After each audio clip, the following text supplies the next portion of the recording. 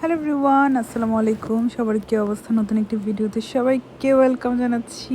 আজকে সকাল সকাল ঘুম থেকে উঠে কাপড় ধুয়ে চলে যাচ্ছি কাপড়গুলো ড্রাই করার জন্য, কারণ আমরা শীতকালে কাপড়গুলো বাইরে থেকে ড্রাই করি। গরমকালে দেখা যায় আমাদের ব্যাকইয়ার্ডে করতে পারি, কিন্তু এখানের ওয়েদারটা ঠিক ঠিকানা নাই। কাপড় যেদিন আমি ধুই ওই দিনই কেন যেন বৃষ্টি পড়া শুরু হয়।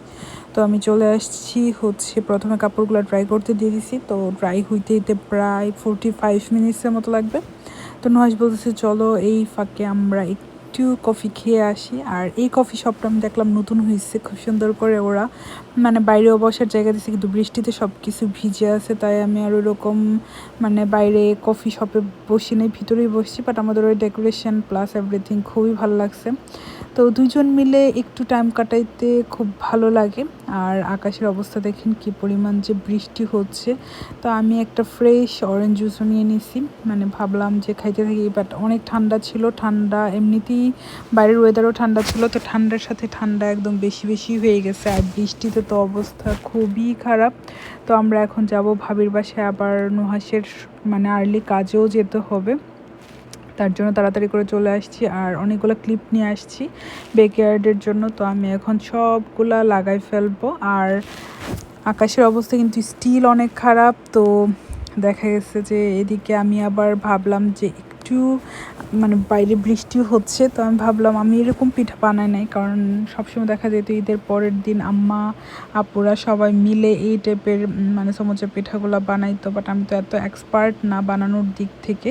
তো আমি ট্রাই করতেছি বানানোর জন্য যতটুকু সম্ভব হয়। আমি একটা কাটার নিয়ে নিয়েছি, এটাতে খুব ইজিলি বানানো যায়।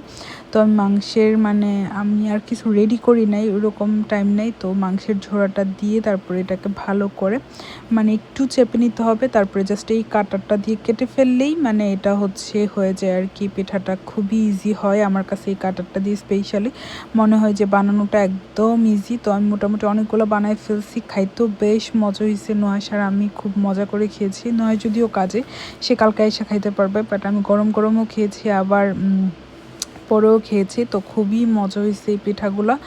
স্পেশালি আমি ফার্স্ট টাইম ট্রাই করার পর এত ভালো হয়েছে আমি বিশ্বাসই করতে পারি নাই যে প্রথমবার এত ভালো হবে। তো সব কিছু মিলাই খুব বেশি খুশি লাগতেছিল। আর দেখা যায় ঈদের টাইমে আম্মার হাতের এই পিঠাগুলো খুব বেশি মিস করি, অনেক বেশি মনে পড়ে। আম্মা অলওয়েজ এই পিঠাগুলো বানাই, তো আমার খুবই পছন্দের, নুহাসেরও খুবই পছন্দের। মাংসের ঝোড়াই আমাদের দুজনের অনেক পছন্দ। এখন এই দায়িত্বটা আমার ভাবি পালন করে। ভাবি আমাদেরকে এই মজার মজার পিঠাগুলো বানাই খাওয়ায়, কিন্তু ভাবিও তো এখন ব্যস্ত থাকে, তার জন্য এরকম খাওয়াইতে পারে না। বাট সে কিন্তু মাংসের ঝোড়া করে আমাকে এক বক্স ঝোড়া দিছে, তারপরে আমি পিঠাগুলো বানাইছি। কারণ ফ্যামিলির ছোট হলে দেখা যায় অনেক সুবিধা, সবার অনেক আদর যত্ন পাওয়া যায়। তো আলহামদুলিল্লাহ আমি ব্লেসড যে এমন একটা ফ্যামিলি পেয়েছি, এমন ভাই বোন পেয়েছি যারা সবাই আমাকে অনেক বেশি আদর করে, অনেক বেশি ভালোবাসি। সবাই ভালো থাকবেন। আজকের ভিডিও এই পর্যন্ত। আল্লাহ হাফেজ।